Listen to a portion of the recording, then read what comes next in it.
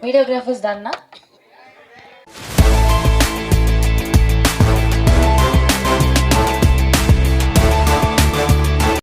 வடிவேலோட அப்பா கொடுப்பாரு சார், பொட்டியை தர உதவுன்னு சொல்லிட்டு. அந்த மாதிரி எங்கள் அப்பா அந்த டாக்டர் டிகிரி கொடுத்தாரு நம்புறேன் sir.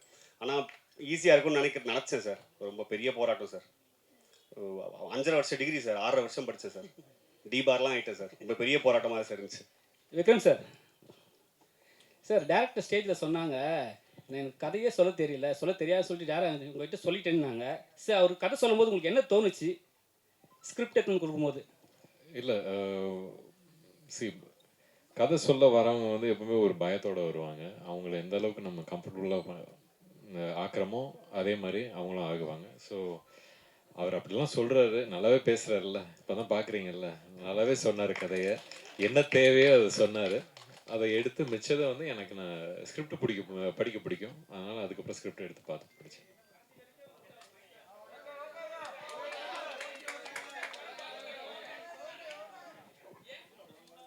Check. Yes. Thank you so much. So ஒரு group picture எடுத்துக்கலாமா? நம்ம ஃபஸ்ட்டு மூவி. ஸோ எடுத்த உடனே லவ் மேரேஜ் அப்படின்னு வச்சுருக்கீங்க. உங்களுக்கு மேரேஜ் ஆகிடுச்சுல? ஆயிடுச்சு சார். ஸோ லவ் மேரேஜ் வச்சுருக்கீங்க, வாழ்த்துக்கள். பட் லவ் மேரேஜ் எவ்வளோ டிஃபிகல்ட் இருக்குது இப்போ நீங்கள் பார்த்து தான் வரீங்க. இந்த பேரை எப்படி சூஸ் பண்ணீங்க சார்? ஃபஸ்ட்டு எல்லாருக்கும் ஒரு கேட்சியான ஒரு டைட்டில் வேணுன்ற ஆசையில் சூஸ் பண்ணது தான் சார் லவ் மேரேஜ். அடுத்து இந்த கதைக்கு தேவைப்பட்டது இன்னொன்று. அண்டு எல்லாருக்குமே மேரேஜ்னாவே வந்து லவ் மேரேஜ் தான் ஒரு எக்ஸைட்மெண்ட்டான ஒரு விஷயமா இருக்கும். அரேஞ்ச் மேரேஜ்ன்றது ஒரு போரிங்கான விஷயம் தானே. ஸோ அதனால் இன்ட்ரெஸ்டிங்காக இருக்கும்ன்ற ட்ரஸ்ட்டில் சூஸ் பண்ணது தான் எல்லாருக்கும் பிடிக்கும்ன்ற ட்ரஸ்ட்டில் யூஸ் பண்ணலாம். அந்த வாழையை நுழையிறதுக்கு ஈஸியாக இருக்கும். தேங்க்யூ. விக்ரமரூப் சார், மை கொடுங்க சார். சார், இந்த படம் வந்து 30 வயசுக்கு மேலே கல்யாணம் ஆகாத இளைஞர்களை பற்றி நிறைய பேசுது அப்படின்னாங்க. சமீப காலமாக 2-3 வருஷத்தில் நிறைய பேர் ஜென்ஸ் வந்து பொண்ணு கிடைக்காம கஷ்டப்படுறாங்க. அப்படியே பொண்ணு கிடைச்சாலும் எல்லா பொண்ணும் ஐடி கேட்குறாங்க, இன்ஜினியரிங்காங்க, டாக்டருங்காங்க, மற்ற கொஞ்சம் கவர்மெண்ட் வேலை. இந்த மற்றவங்களாம் வந்து ரொம்ப பாதிக்கப்படுறாங்க. ஒரு மீடியா வச்சுக்கோங்க, கேமராமேன் வச்சுக்கோங்க, நடிகர் வச்சுக்கோங்க, ஒரு ப்ரைவேட்டில் வேலை பார்க்கவங்கலாம். அதை பற்றி என்ன சொல்ல வரீங்க? இந்த படம் என்ன சொல்ல வருது? இது இது இது வந்து நிறைய விஷயங்களை பற்றி பேசுது. இப்போ நீங்கள் சினிமா இந்த மாதிரி விஷயம்னு சொல்ல போதே எனக்கு பிரியன் சொல்லியிருக்காரு, அவருக்குன்னு கல்யாணம் நடக்குதுங்கிற போது, நீ சினிமாவில் இருக்க, உனக்கு எப்படி அவ்வளோ ஈஸியாக பொண்ணு கிடச்சிச்சு அப்படின்னு கேட்டாங்களாம். ஏதோ ஒரு லக்குன்னு தான் நான் நினைக்கிறேன். பட் அதையும் தாண்டி நிறைய விஷயங்களை பற்றி பேசுது. அதெல்லாம் நீங்கள் படம் பார்த்து புரிஞ்சுக்கணும்னு நான் நம்புகிறேன். ஏன்னா ஜாலியாக தான் சொல்லியிருக்கோம். யோசிக்க வேண்டிய விஷயம், ஆனால் ஜாலியாக சொல்கிற விதத்தில் சொல்லியிருக்கோம். நான் இப்போ ஏதாவது சொல்லுவேன் ஜாலிக்கு, அப்புறம் அதை எடுத்து வேறு ஏதாவது பிரச்சனையாக்கி விட்டுருவீங்க. ஸோ அதனால் உள்ளபடி நல்ல கேள்வி தான். பட் ஆனால் நீங்கள் கேட்ட கேள்விக்கு இவரோட அனுபவமே இருக்குது. அதுக்கு தான் சார். மிஸ்கின் சாரை வந்து கொஞ்ச நாள் முன்னாடி நம்ம தாஸ் சார் வந்து இதே மேடையில் வாங்குவாங்கன்னு வாங்கினாரு. ஆமாம், பார்த்து இதே இடத்துல அவ்வளோ பெரிய ஆளா அப்படின்னு கேட்டவர், திடீர்னு அவருக்கு நடிக்கிற படத்துலேயே, அவர் வில்லனாக நடிக்கிற படத்துலேயே இறக்கிருக்கீங்களே, அவர் வாய்ஸை எப்படி சூஸ் பண்ணீங்க? அவர் பாடுவாரான்னு முதல்ல இது பண்ணீங்களா? இல்லை, இது இந்த கேள்வி மிஷ்கின் பாடினதை பற்றி பேசணுமா இல்லை அதை பற்றி சொல்லணுமா? எப்படின்னாலும் சொல்லலாம். அது இல்லை என்னன்னா, நம்ம கலைஞர்களாக இருக்கும் பொழுது, நம்ம உணர்ச்சி பெருகும் பொழுது நம்ம சிலது பேசலாம் இருந்தது. ஆமாம்மா, இல்லை என்னன்னா, அதான் அது ஒரு இஷ்யூ சார்ந்து அவர் பேசினாரு. பட் தனிப்பட்ட முறையிலலாம் அப்படி எதுவும் இல்லைன்னு நான் நினைக்கிறேன். அவர் அப்படியும் சொல்லவும் இல்லை. அதே மாதிரி மிஷ்கின் சார்கிட்டையுமே நான் சொன்னேன், அவர் இந்த படத்தில் பாடி அவர் சூப்பர் நடிச்சிருக்காரா, சூப்பர் அப்படின்னு தான். ஸோ கலைஞர்கள் என்னென்ன, இப்போ பொதுவாக வெளியிலேருந்து பார்க்கும்போது இவருக்கு அவர் போட்டி, இவரை சொல்லிட்டாரு அப்படின்றதெல்லாம் வந்து ஆக்சுவலாக உள்ள எதுவுமே இருக்காது. அடுத்த நாள் திரும்ப இதே இண்டஸ்ட்ரியில் தான் நம்ம இருக்கணும். ஸோ அதனால் இந்த மனிதாபிமானம்ன்றது எல்லாருக்குமே, என்ன மனிதர்களாக படாத கஷ்டம் கிடையாது, இல்லை நிறைய இடிப்பட்டு தான் ஒரு இடத்துக்கு வரோம். ஸோ அதனால் அங்கே ஃபுல் ஸ்டாப் வச்சுட்டு மிஷ்கின் சார் பாடினதுக்கு வரேன். எனக்கு வந்து பொதுவாகவே முதல் படத்துலேருந்தே அவருடைய வாய்ஸில் ஏதோ அவர் நல்ல மியூசிக் சென்ஸ் இருக்கிற ஆள். என்னோட குருநாதர் வந்து சஞ்சய் சுப்பிரமணியம் சொல்லி ரொம்ப ஃபேமஸ், தெரியும், சங்கீத கலாநிதி, ரொம்ப பெரிய இசையில் வந்து ரொம்ப வல்லுநர்களுக்கு தான் அந்த விருது கொடுப்பாங்க. ஸோ அவரும் மிஷ்கின் சாரும் ரொம்ப க்ளோஸாக பழகுவாங்க, மியூசிக் பற்றி பேசுவாங்க, லிட்ரேச்சர் பற்றி பேசுவாங்க. நான் பேசும்பொழுதுமே வந்து உங்களுக்கு சொல்லி தெரியணுன்றல அவ்வளோ ஒரு ஒரு ஸ்பஞ்ச் மாதிரி அவர் அப்சர்வ் பண்ணாத விஷயமே கிடையாது.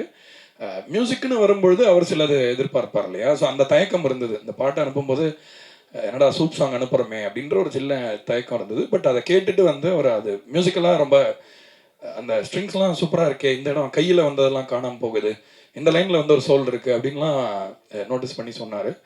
ஸோ அதனால் வந்து அவர் ரொம்ப சிறந்த பாடகர். ஆக்சுவலாக அவர் இன்னும் ரிலீஸ் ஆகாத ஒரு பாட்டு நான் அவர் பாடி ஒரு படத்தில் கேட்டேன், ஒருத்தங்க ப்ளே பண்ணி காமிச்சாங்க, அவ்வளோ அருமையாக இருந்தது. ஸோ அதனால் அவர் மியூசிக்குமே கற்றுக்கிறார், மியூசிக் படிக்க கூட செய்வாருன்றத கூட கேள்விப்பட்டிருக்கேன். ஸோ அதனால் ஒரு மியூசிஷியனாக தான் அவரை பாட கூப்பிட்டேனே தவிர ஒரு விளம்பரத்துக்காகவோ அதுக்காக கூப்பிடல. ஆக்சுவலாக ஒரு சிங்கராக ரொம்ப சிறப்பாக இருக்கும் அவர் பாடினான்றது தான் ஐடியா. தேங்க்யூ. டைரக்டர் சார் இப்போ லவ் மேரேஜ், அரேஞ்ச் மேரேஜுங்கிறது ஒரு சமூகத்தில் சில கட்டுப்பாடுகளுக்குள்ளே அடங்கி திருமணம் செய்கிறது. லவ் மேரேஜுங்கிறது சில கட்டுப்பாடுகளை மீறி திருமணம் செய்கிறது. இப்போ இது லவ் மேரேஜை என்கரேஜ் பண்ணுற மாதிரி நீங்கள் படம் எடுத்துறீங்களா, இல்லை தவறுன்னு சொல்லி படம் எடுக்கிறீங்களா? இல்லை சார், எது ரைட் எது தப்புன்னு சொல்கிறது அளவுக்கு நான் இல்லை சார், எனக்கு அது ஐடியா இல்லை. நான் ஜாலியாக ஒரு படம் பண்ணுன்ற ஜோனில் தான் எடுத்தது சார். இந்த படத்தில் கருத்தோ அந்த மாதிரி விஷயங்கள்லாம் எதுவும் இல்லை. நீங்கள் சொல்கிற மாதிரி லவ் மேரேஜை ஆதரிக்கிற மாதிரியோ சரி, அரேஞ்ச் மேரேஜ் எதிர்த்து பேசுகிற மாதிரியும் இல்லை, அது அப்படி இல்லை. பட் பர்சனலாக கேட்டிங்கன்னா வேணால் சொல்லலாம் சார். பர்சனலாக லவ் மேரேஜ் ஒரு பெட்டர் சாய்ஸாக நான் ஃபீல் பண்ணுறேன். எனக்கு அது பெட்டராக இருந்திருக்கு. நான் லவ் மேரேஜ் பண்ணேன், எனக்கு பெட்டராக இருந்துச்சு. எல்லாரும் அதே மாதிரி பண்ணால் நல்லா தான் இருக்கும், சூப்பராக இருக்கும், ஜாலியாக இருக்கலாம் sir. Doctor sir love marriage அதில் லவ்வில் மேலே வந்து ஒரு அண்டர்ஃபீல் கோடு வருது. ஏன் அந்த அண்டர்ஃபீல்? ஏன்னா வந்து இப்போ நம்ம படித்தோம்னு வச்சிங்களேன், பாதியில் நிப்பாட்டினா அந்த கோடு போடுவாங்க. ஏன் அந்த கோடு? ஒருவேளை லவ் மேரேஜ் வந்து சக்ஸஸ்ஃபுல்லாக ஆகலையா?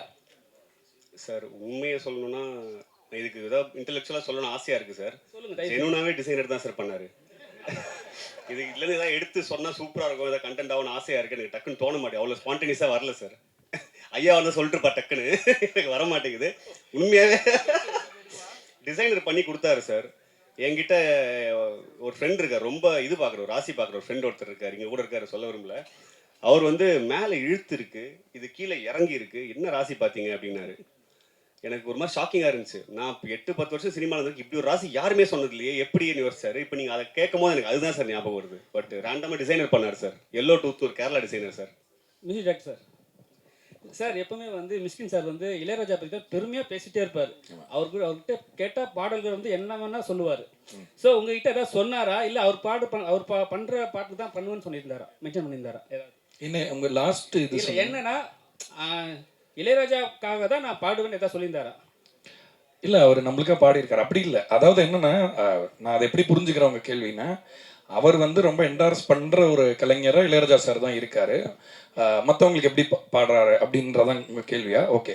ஸோ ஆக்சுவலாக என்னென்னா, நம்ம எல்லாருமே இப்போ நானுமே வந்து ராஜா சாருக்கு ஒரு பாட்டு பாடினேன்னு ரிலீஸ் ஆகலாது. பட் இளையராஜா சார் வந்து ஒரு பெரிய நட்சத்திரம் மாதிரி, அவர் ஒளி வந்து யார் மேலேயுமே படாமல் இருக்காது. ஸோ அந்த ஒரு அடிப்படையில் ஒரு ஃபேனாக தான் அவர் அதை சொல்கிறார். அண்ட் சிறந்த ஒரு கலைஞர் அண்ட் ஒரு நம்ம எல்லாருக்குமே சீனியர் இண்டஸ்ட்ரியில்ன்ற முறையில். But Mysskin sir is very very open for collaboration. In fact நான் சொன்னேன், அவர் என்னை பற்றி கேள்விப்பட்டிருந்தாருன்னா இந்த பாட்டை எதிர்பார்த்துருக்க மாட்டார் என்கிட்டேருந்து. இப்போ ஃபார் எக்ஸாம்பிள் அவர் வந்து ஒரு மாதிரி ஒரு சோல்ஃபுல்லான பாட்டா அந்த மாதிரி இவன் அனுப்புவான் அப்படின்னு அவர் நினச்சிருந்துருக்கலாம். பட் ஆனால் நம்ம அனுப்பின பாட்டு அந்த மாதிரி இல்லைன்னா கூட அந்த பாட்டுக்கு நம்ம கொலாபரேட் பண்ணலாமே, ஜாலியாக ஒரு பாட்டு பண்ணலாமேன்ற இதுதான். பொதுவாகவே அவரை பற்றி நான் மிஷ்கின் சாரை பற்றி ஒன்று கிளாரிஃபை பண்ண விரும்புகிறேன். அவர் வந்து சினிமாவை பற்றி ரொம்ப சீரியஸாக பேசுறதுனால அவர் வந்து என்னமோ ரொம்ப சீரியஸான ஆள், அவருக்கு ஒரு ஃபன்னியாக இருக்க மாட்டார், ஜோவிலாக இருக்க முடியாதுன்றல ரொம்ப லைட் ஹார்ட்டடான பர்சனாக தான் எனக்கு தோணார் என்னோட இன்ட்ராக்ஷன்லேருந்து. அண்ட் இளையராஜா சாரோட லவ் வந்து அவரோட பர்சனல் லவ். பட் உங்களுக்கும் தெரியும், நான் வந்து ராஜா சாரோட பெரிய ரசிகன் அப்படிங்கிறதுனால அந்த ஒரு புள்ளியில இணைஞ்சோன்னு நினைக்கிறேன். ஐ திங்க் ரெண்டு பேருக்குமே அந்த ஒரு சென்சிபிலிட்டி பிடிச்சதுனால மேபி அப்படி தோணுச்சு. மிஷ்கின் சார் ரொம்ப நேரம் எடுத்துக்கிட்டாரா பாடுறதுக்கு?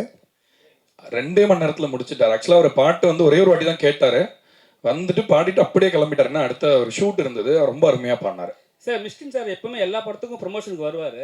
லாஸ்ட்டு ஒரு மேடையில் வந்து ப்ரொமோஷன் கூப்பிட்டு 5 லட்ச ரூபா கொடுத்தா தான் வருவேன்னு சொன்னார். நீங்கள் என்ன கூப்பிட்டு பார்த்தீங்களா? இல்லை, எனக்கு அதை பற்றி தனிப்பட்ட கருத்து எனக்கு தெரியவும் தெரியாது. தெரிஞ்சாலும் நான் சொல்லக்கூடிய ஆள் இல்லை, எனக்கு அதை பற்றி தெரியல. சார் மைக் சார், நீங்கள் வந்து அரேஞ்ச்மெண்ட் மேரேஜ் நினைக்கிறேன். ஆனால் அன்னை இல்லத்தில் நிறைய காதல் திருமணம், இப்போ கூட காதல் திருமணம் நடந்திருக்கு. உங்களோட தனிப்பட்ட பார்வையில் இப்போ உள்ள ஜென்ரேஷன் வந்து லவ் மேரேஜ் பெஸ்ட்டா, அரேஞ்ச்மெண்ட் மேரேஜ்? தனிப்பட்ட முறையில் லவ் இல்லாமல் மேரேஜ் ஒர்க் ஆகாது, அது தெரிஞ்ச ஒரு விஷயம். காலம் மாறிக்கிட்டு இருக்கு, அதுக்கேற்ற மாதிரி படங்களும் மாறிக்கிட்டு இருக்கு. படங்கள் மாறுறதே மக்களுக்காக தான், மக்களும் மாறிட்டாங்கன்னு நம்புகிறேன். ஸோ லவ் தான். ஆக்சுவலி லவ் அண்ட் மேரேஜ் ரெண்டுமே ரெண்டு விதமான ஒரு மாதிரி ஒரு அன்கம்ஃபர்டபுள் ஜோனுக்குள்ளே போயிட்டே இருக்குது. அடுத்தடுத்த ஜென்ரேஷன் போக போக போக லவ்லேயும் கமிட் ஆகிறதுக்கு கொஞ்சம் பயப்படுறாங்க, மேரேஜ் கமிட்மெண்ட்டுக்கும் பயப்பட ஆரம்பிச்சிருக்காங்க. அதுக்கு இந்த படத்தில் ஏதாவது மெசேஜஸ் இருக்கா? மேம் மெசேஜ் நம்ம ஒன்று சொல்ல ட்ரை பண்ணியிருக்கோம். அந்த மெசேஜ் அளவுக்கு நம்ம சீரியஸாக பேசல அந்த விஷயத்தை, அதையுமே ஜாலியாக தான் பேசியிருக்கோன்றதுனால அது மெசேஜாக எடுத்துக்க முடியல. பட் கண்டிப்பாக டேக் அவே இருக்கு மேம். ஆப்வியஸாக அவங்கவுங்க சாய்ஸ் தான். நான் இப்போ என்னோட சாய்ஸ் தான் சார் ஃபஸ்ட் சார் கேட்ட சார் கிட்டே சொன்னேன். லவ் மேரேஜ் இஸ் மை சாய்ஸ்ன்ற ஒரு விஷயம் இருக்குது. அவங்கவுங்க சாய்ஸ்க்கு விட்டுறது பெட்டர். இப்போ வந்து எனக்கு கடவுள் புண்ணியத்தில் லவ் பண்ண ஒருத்தவங்க கிடச்சாங்க, என்ன லவ் பண்ணாங்க திரும்பன்ற போது எனக்கு அது மேரேஜுக்கு போய் நின்றுச்சு.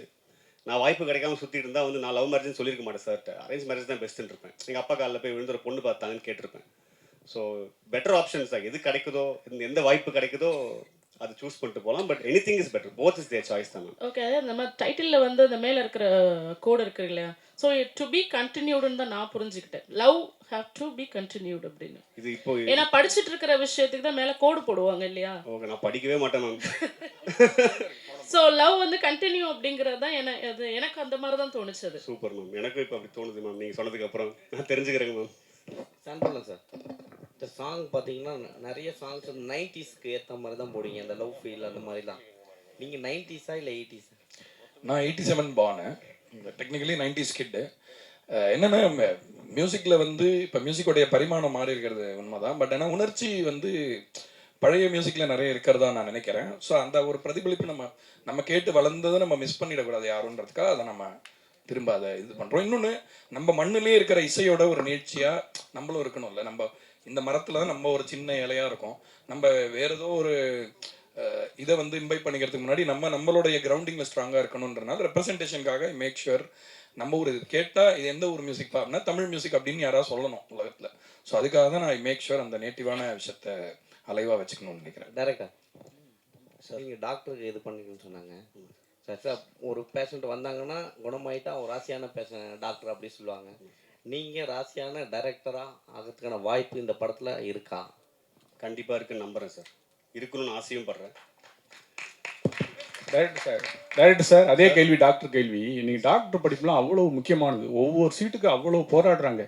நீங்கள் டாக்டர் அவ்வளோ படிச்சுட்டு பேசுன்னு பார்த்துட்டு டைரக்டராக இருக்கீங்களே, ஒரு டைரக்ஷன் கோர்ஸ் படித்தா அந்த கோர்ஸில் யாராவது பார்த்து ஏதோ ஒரு இது பண்ணி ஒரு எவ்வளோ மக்களை காப்பாற்றிக்கலாம், கன்னியூ பண்ணிக்கலாம் அப்படிலாம் டாக்டரா? எவ்வளவோ சொன்னேன் சார், எங்கள் அப்பா கிட்ட தான் இதே தான் சார் சொன்னேன் சின்ன வயசுலேயே. நீங்கள் சொல்கிறதே வேறு டோனில் எனக்கு தெரிஞ்ச விதத்தில் சொல்லி பார்த்தேன் சார். அவர் அக்செப்ட் பண்ணிக்க தயார். எல்லா பேரண்ட்ஸ்க்கும் ஒன்று இருக்கும்ல சார், சினிமாவுக்கு போகிறான் வீட்டிலேருந்து ஒருத்தன்னும் போது ஒரு ஸ்டெப் பேக் ஐயோ பயந்துருவாங்க சார்.